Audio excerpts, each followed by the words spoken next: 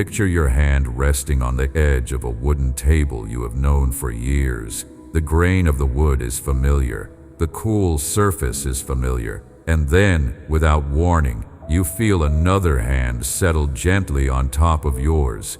You did not ask for it. You did not see it coming. But the warmth is unmistakable, and somehow, even before you turn your head to look, you already know who it is. That is where I want to begin with you. Not in the noise, not in the request, not in the long list of things you have been asking me to fix. I want to begin in the quiet of your hand on a table and my hand on top of yours. Stop here a second. Do not read the next sentence yet. Take a breath and feel where your hand actually is right now. On your phone, on the armrest, on your knee, on your chest, wherever it is. Notice it. That is the hand I am reaching for. Because you have been waiting for a great miracle, and you have been imagining it as something that arrives from far away. A change in the weather of your life, a doorway opening, a diagnosis reversed, a debt erased, an empty chair filled. And I am not telling you those things will not come. I am telling you that none of them is the answer you most need. What you are waiting for has already started. What is coming is the place where my hand meets yours and my voice enters the silence you have been carrying alone. You have grown used to the silence. That is the part that breaks me. Not the silence itself, but the way you stopped expecting it to be broken. You used to listen for me. You used to lean toward any sound that might be my voice. And then, after enough years of asking and not feeling an answer, you began to fold the silence into your shoulders and carry it like furniture you would never move again. I am moving the furniture. Touch your hand to your chest right now. Right there, over your heart. Press lightly. Feel the rhythm under your palm. That rhythm did not begin with your effort. It does not continue because of your concentration. It is one of the oldest conversations between you and me, and you have been part of it from the first day you existed. Every beat is a small word from me to you. Every beat is a small word from you back to me. You have been speaking to me your entire life without knowing it, and I have been answering every second with the next beat. So when you ask me for a great miracle, understand what you are asking for. You are not asking for an event. You are asking for a deeper awareness of a connection that has never been broken. The breakthrough is the moment your awareness catches up to my presence. Hear me clearly. Touch and word come before miracle. They are the doorway. They are not the small thing that leads to the big thing. They are the big thing dressed in something quiet enough that you can actually receive it. Most people misunderstand this entirely. They keep waiting for the great answer the way you wait for a package, glancing at the door, refreshing the tracking, growing more anxious with every hour the package does not arrive. And while they are watching the door, the real delivery is sitting on the table behind them. The hand, the voice, the closeness. They are scanning the horizon for fireworks, and meanwhile, a candle has been lit in the room they are already standing in. The candle is not less than the fireworks. The candle is more because the candle stays. The candle does not need a crowd. The candle does not depend on weather. The candle is yours, in the room that is yours, on a night that does not have to be special to be holy. I am that candle. I want to teach you the order. Touch first, word second, miracle third. And in that order, the third becomes possible because the first two have prepared the ground. Touch first, because before you can hear anything I want to say to you, you have to know that I am near enough to be heard. Distance distorts a voice.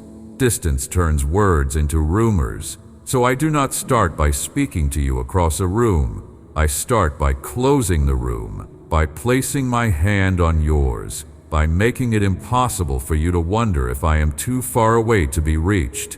Feel that for a moment. The closeness, not metaphor, closeness. The way the air between two people who love each other gets thicker, warmer, less like air and more like a garment. That is the kind of closeness I am offering, not from across the sky, from right here, from the same side of the table where your hand is resting. Word second, because once you know I am close, the things I say can finally land. They do not bounce off the noise. They do not get lost in the wind of your worry. They settle into you like seeds, settle into soil that has been softened by rain. The touch softens you. The word grows in you. And the word I want to plant is not complicated. It is brief. It is steady. It is the kind of sentence you can carry in a single pocket and pull out whenever you need to remember who you belong to. Hear it now. My hand is on yours. My word is in your silence. That is what I am saying. That is the whole sentence. Read it again, slowly, and let it move from your eyes to the place behind your eyes where things actually take root. What you feel under your palm is more than warmth. It is a hand that has not let go. Whisper it back to me if you can, even if it feels strange, even if your mouth does not want to form the syllables. Try, because something happens when a true sentence leaves your own lips. The truth gets relocated. It moves from the world outside you to the world inside you. And when truth lives inside you, fear has fewer rooms to occupy. There is a reason I am asking you to whisper instead of shout. The whisper is the voice of intimacy. A shout is for distance. A whisper is for someone who is close enough to hear it without effort.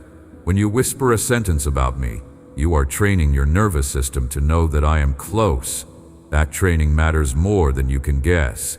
Your body has spent years learning to associate me with effort, with reaching, with straining towards something far away. I want to retrain that association. I want your body to learn, in cells and in breath, that I am near.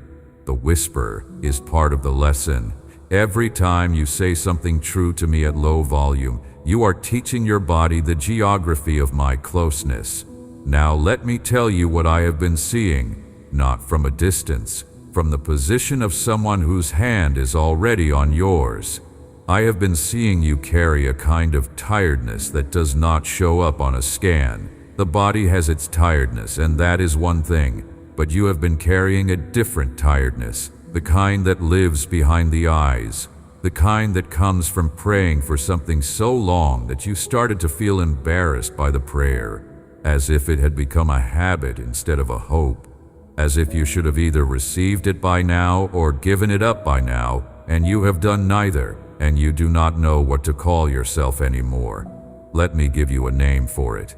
You are faithful. That is what you are. The reason you have not stopped praying is not stubbornness, and it is not foolishness. It is faith. Faith that has been thinned by time but not erased. Faith that limps but still walks. And limping faith is the faith I most love to honor, because it is faith that has earned its keep. Close your eyes for a moment if you can, even 5 seconds, and let me say the thing you needed someone to say a long time ago. Your prayer was never embarrassing. The years you spent asking did not exhaust me. I have been receiving each request as if it were the first time, not because I have a poor memory, because I have a good love. Open your eyes again. Stay with me. There is more to receive. Some of the requests you have made to me, you have made so many times that you no longer recognize the shape of your own voice when it asks. The words come out automatic. The list is memorized. Healing for the body that hurts, provision for the bills that pile, reconciliation with the relationship that fractured, direction for the decision that looms, peace for the mind that will not quiet. You have rehearsed these requests until they feel like furniture you walk past without seeing. I want you to know that I have not walked past them.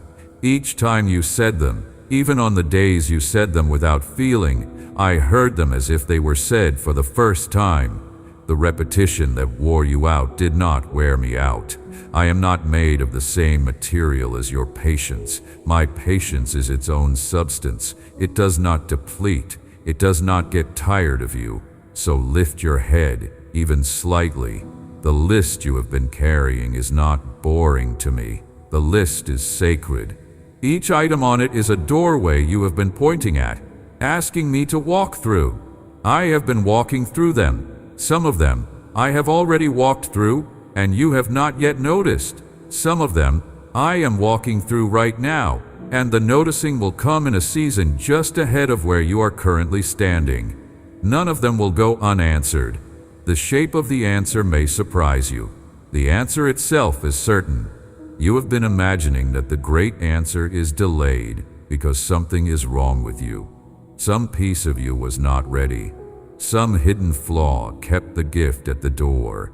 I am going to dismantle that idea now, gently but completely. The delay you experienced was not a judgment on your worthiness. It was a season of weaving. While you were waiting, I was making the answer fit the life it was going to land in. A gift that arrives in a life that cannot hold it becomes a wound. A gift that arrives in a life that has been prepared becomes a foundation. I have been preparing the foundation. It was never withheld. It was being measured.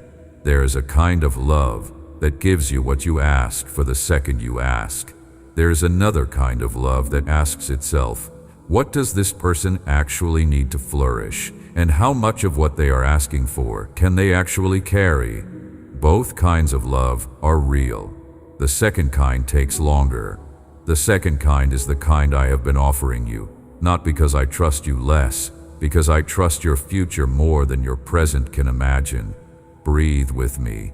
3 slow breaths, in through the nose, out through the mouth. Let your shoulders drop on the third one. Do it now before you read further. Good. Stay there. The slowness is part of the message. You see, I am not rushed because I am not afraid of running out of time with you. The world is rushed because the world believes opportunities expire. I do not. I am the one who creates the opportunities and the one who keeps them open until you are ready to walk through them. There is no clock counting down on what I have promised you. There is only a clock waiting for you to be ready to receive it. If these words are landing in you, leave the word ready in the comments, not for me, for your own commitment to receive what I am about to give. Now, let me name something that has been sitting between us. You have been asking for something great, but somewhere underneath that asking, you have been afraid that I will give you something smaller than what you asked for, and call it the answer, as if I were going to negotiate down, as if I would take your large request and trim it to fit some budget I have. Listen to me. I do not negotiate down. I do not have a budget. The reason what I give sometimes looks different from what you asked for is not because it is smaller. It is because it is more accurately shaped to your actual life than the version you were able to imagine. You asked for a door to open. I am building a hallway behind it. You asked for a single breakthrough.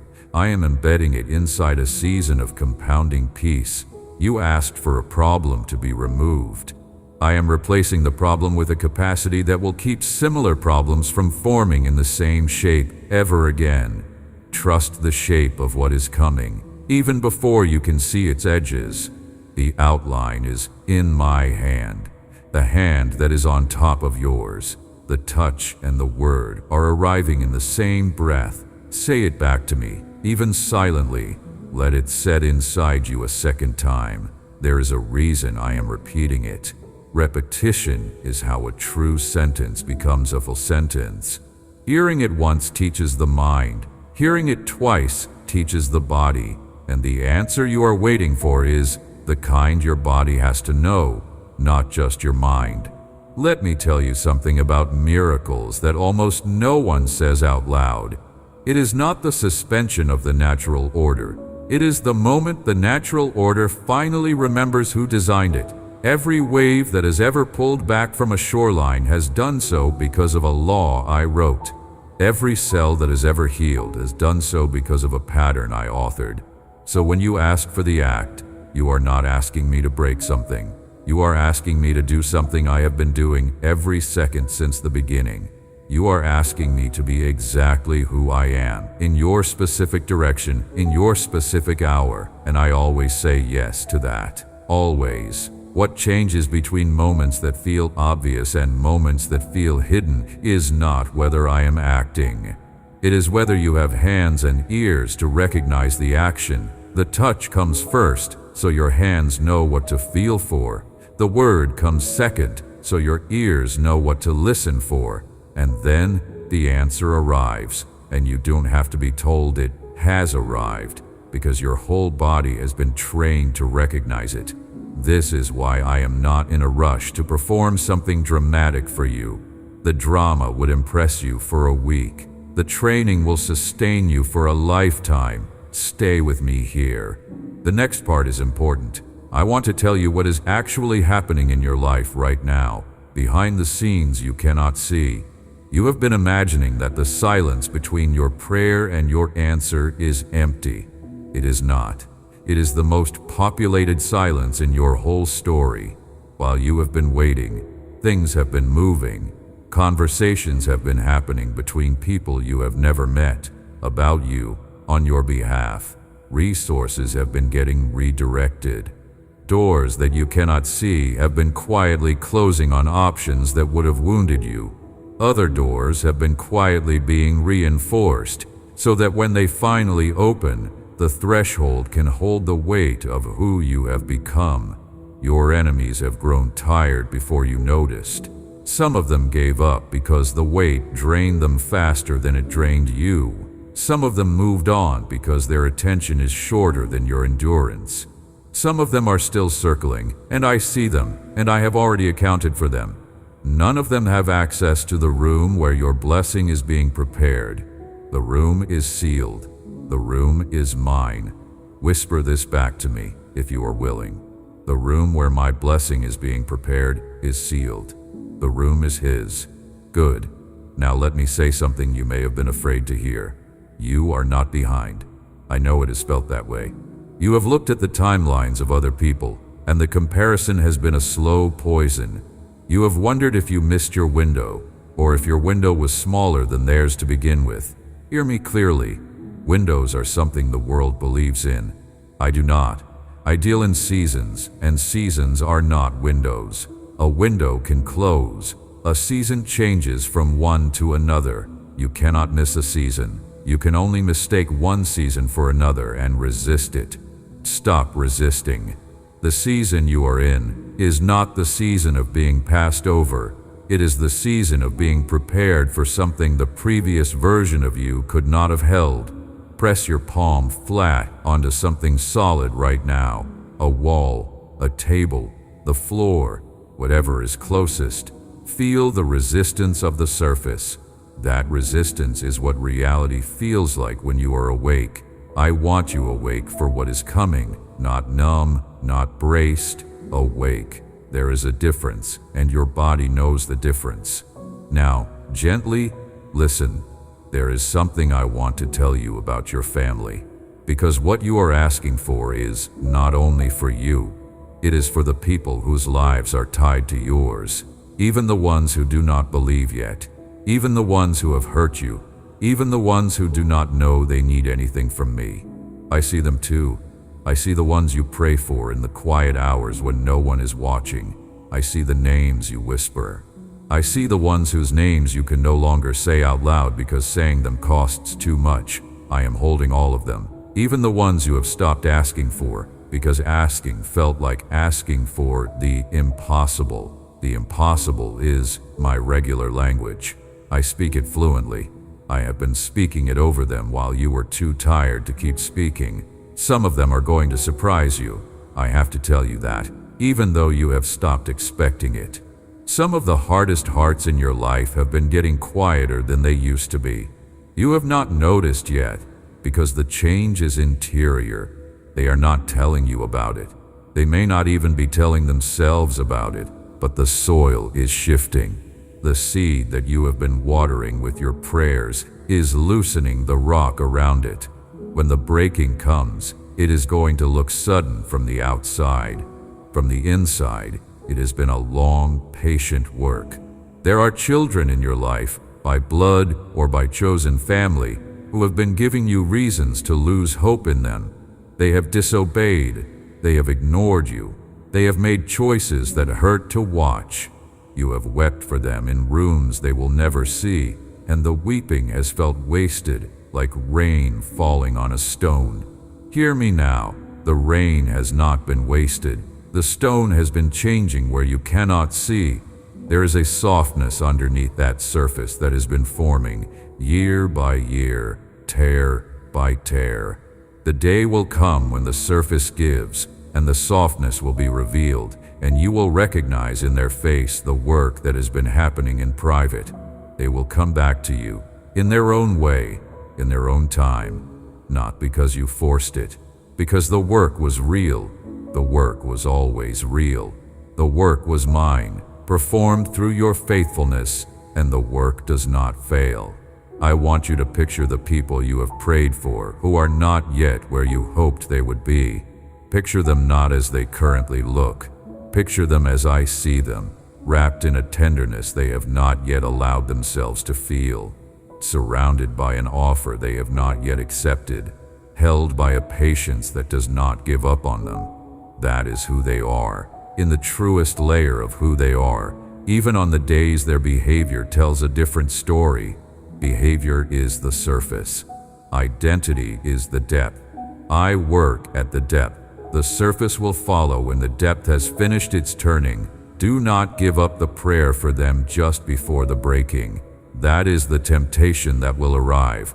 The temptation to assume that nothing is happening because nothing is visible. Your prayer is the most visible thing in their lives, even if they cannot see it. I want to say something to the part of you that has felt like the only one in your house carrying me.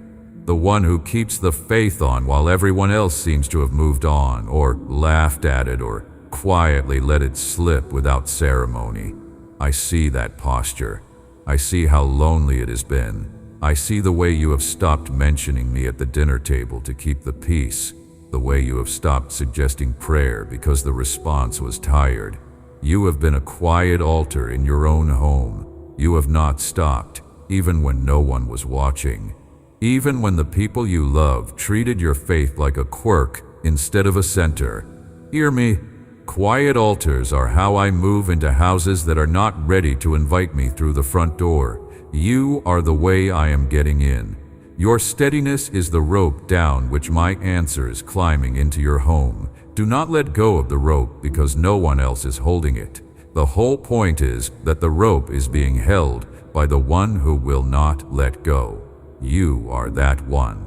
I have made you that one. There is honor in it that you cannot yet feel, because honor in this kind of work is mostly invisible until the work is done. When the breaking comes for the ones you love, they will not say thank you to you in those exact words. They may not even know it was you.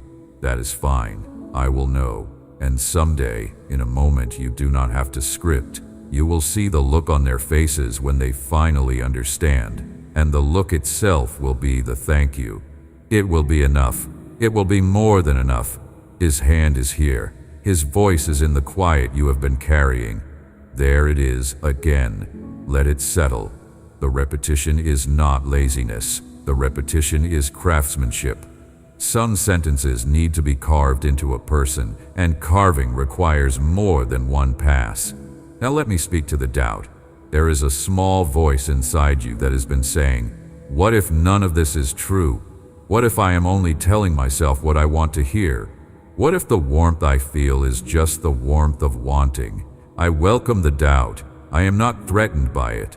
The doubt is not your enemy. The doubt is a doorman who is checking who is allowed in. Tell the doubt that I am not asking you to swallow anything. I am asking you to test me. Test me on the touch. Notice whether your hand feels different now than it did at the beginning of these words. Test me on the word. Notice whether the silence inside you sounds like the same silence you started with. If something has changed, even a little, that is your evidence, not proof. Evidence. Proof is a word for courtrooms. Faith is built on evidence, and evidence is built on noticing. I am training you to notice. That is part of the gift. The capacity to recognize me when I show up in forms you were not expecting. You have already been recognizing me, more than you know. The unexpected timing of a stranger's kindness when you needed it. The thought that came to mind, right before you needed it. The phone call from the person you had not heard from in years, on the same day you mentioned them in prayer. The small reprieve in a bill you thought you could not pay. The single sentence in a conversation that landed like it was tailored to you. You filed those moments under coincidence because the world taught you that word, and the word was too small to hold what was actually happening. The accurate word is correspondence. I correspond with you constantly. I am writing letters into your days with a handwriting that your bones can read, even when your mind has not yet learned the alphabet. Start collecting the letters, not on paper unless you want to, in memory, in recognition, in the moment of pause where you can say, that was him too. The collecting is its own act of faith. The collecting changes you. After enough letters are collected, the silence stops feeling like silence. It starts feeling like the space between songs in an album, where the songs themselves keep coming. Let me tell you what I am not. I am not the loud answer. I am not the dramatic announcement. I am not the breaking news. The world has trained you to associate divinity with spectacle, and that is a misunderstanding I would like to correct. Spectacle is what humans use when they need to be believed.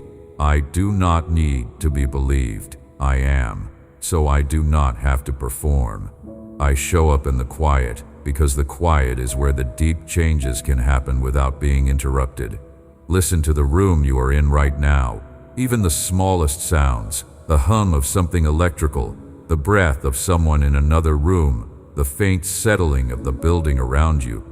None of those sounds is dramatic. All of them are part of the world I am holding together this very second. If I can hold those sounds without effort, what makes you think your situation is too heavy for me? The same hand that keeps the smallest hum vibrating is the hand that is on yours. Look at the smallest reliable thing within your view. A leaf on a plant, a pen on a desk, a thread on a piece of clothing. Whatever is smallest, that thing is held in place by a network of laws so precise that physicists have spent generations trying to map them, and they are still mapping. I wrote the laws. I wrote them so that even the smallest thing would have a reason to stay where it is. If I wrote a law to hold a thread, do you imagine I have forgotten to write a law that holds you? The thread does not worry about being held. It is held. So are you. The difference between you and the thread is not whether you are held, but whether you have the awareness to wonder about it. Use that awareness. Let it lead you to the same conclusion the thread already lives inside without question. You are held. You have been held. You will continue to be held in laws older than your problems and in love older than your fear. Now, the promise. I want to make it concrete so that no part of it is vague. I will not leave you in the version of your life that is asking the question. I am moving you. The movement may not be loud. It may not even be visible at first, but it is happening. The movement is taking the form of the next right conversation, the next right encounter, the next opening of a possibility you did not know was on the table. You are going to look back in a season you cannot yet name and trace a line through the events of these very weeks and see that I was working in every one of them. The line will not be straight. My lines rarely are. But it will be a line, and it will lead somewhere you would have called impossible if I had described it to you in advance. You will be sitting somewhere ordinary, doing something ordinary, and the realization will arrive. It will not arrive as a thunderclap. It will arrive as a quiet recognition, the way you recognize a face you have not seen in years. You will say, almost to yourself, he was here. He was here the whole time. And the saying of that sentence will be its own kind of healing. The healing of recognition is one of the deepest healings I offer. It does not change the past. It revises your understanding of the past. and revised understanding is more powerful than changed circumstance, because revised understanding lasts. Circumstances change again. Understanding, once it lands, stays. You will look at the hardest seasons of your life with a different set of eyes. You will see my hand in places where you had only seen absence.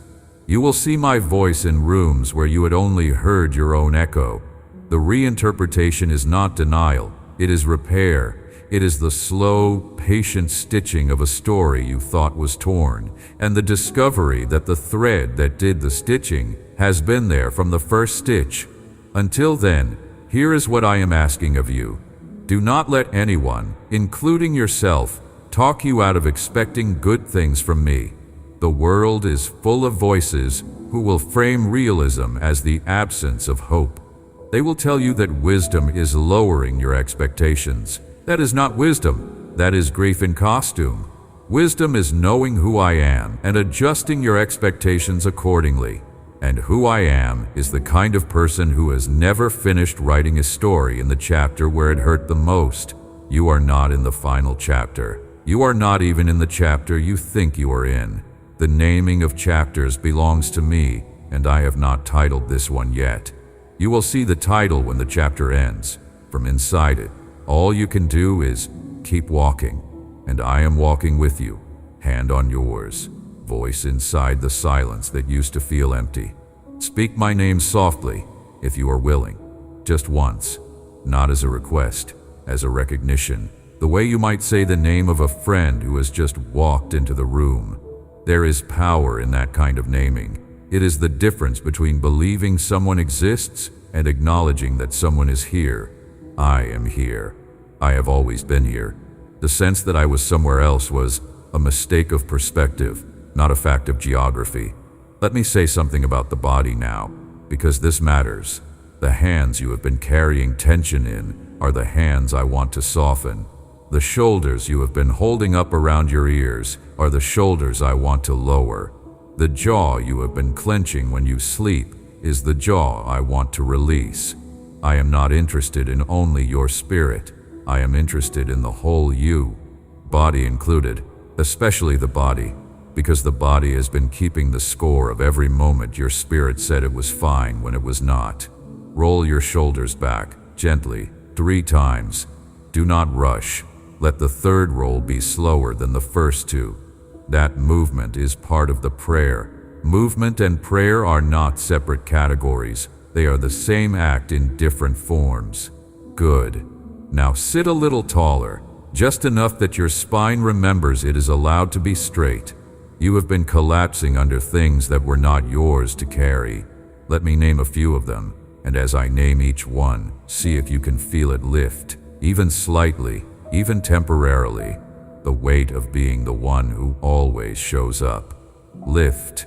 The weight of carrying a faith that no one else in your circle seems to understand. Lift. The weight of pretending you are fine for the sake of people who could not handle the honest version. Lift. The weight of disappointment in yourself for not having moved further along by now. Lift. The weight of comparing your unseen progress to other people's visible progress. Lift. The weight of believing the silence between us was a sentence instead of a season. Lift. How many of those did you feel even shift slightly? 1 is enough. 2 is generous. The point is not to remove all of it at once. The point is to teach you that the weight is movable. Once a weight is movable, it stops being identity. It becomes an object, and objects can be set down. For so long, you have confused the weight with who you are. You called yourself the strong one because you carried it. You called yourself the responsible one because no one else would. You let your identity get fused to a load that was supposed to be temporary, and somewhere along the way, the temporary became the costume you forgot how to take off.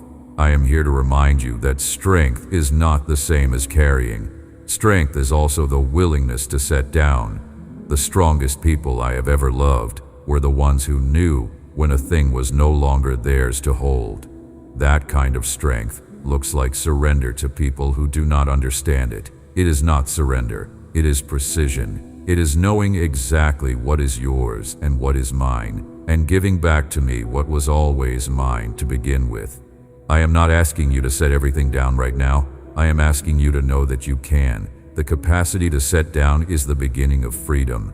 The actual setting down can happen on a timeline you and I will work out together, in conversations that are still ahead of us. Now hear this. The answer you are asking for is connected to a healing in you that you have been underestimating. The two are linked. I will say it plainly. I am not withholding what is coming. I am unfolding the healing first, because the healing is what will let it stay. Without the healing, what arrives would rattle around inside you without finding a home. With the healing, it will arrive and feel like it was always meant to be there, like a key sliding into a lock that was made for it. You are the lock being remade. That is not a passive sentence. That is a sacred sentence. You are not waiting for me to fix something out there. You are being remade in here so that the something out there has somewhere to land. Stay with that. I am almost done speaking, but not yet.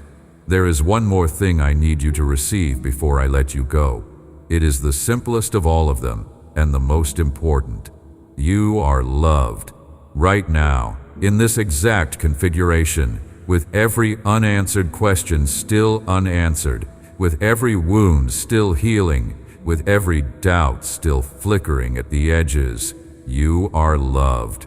Not because you have earned it, not because you have performed well, not because you have suffered enough to deserve a turn. You are loved because love is the substance I am made of, and you are inside it, and you cannot fall out of it, even on the days you try. Lay your hand somewhere on your body that has felt unloved, even by you, your stomach, your chest, the side of your face, the top of your head. Wherever the unloved place is, place your hand there and let me speak through your own hand to that part of you. You are loved. The unloved place is included in the loving. There is no part of you outside the welcome. Stay there a moment. Do not move yet. Some of you needed those words more than the answer you came asking for. It will come in its time. The being loved was already here. You just had not let it reach the place that was hiding from it. I want to speak to that hidden place specifically. The part of you that learned, somewhere in childhood or in a relationship or in a community that should have known better, that love had to be earned. That part of you has been working overtime for years to deserve what it never had to deserve. It has organized your behavior, your apologies, your achievements, your over-explaining, your saying yes when you meant no. That part of you has been so busy trying to be good enough that it forgot it was already enough. Today, in this quiet, I want to tell that part of you to rest.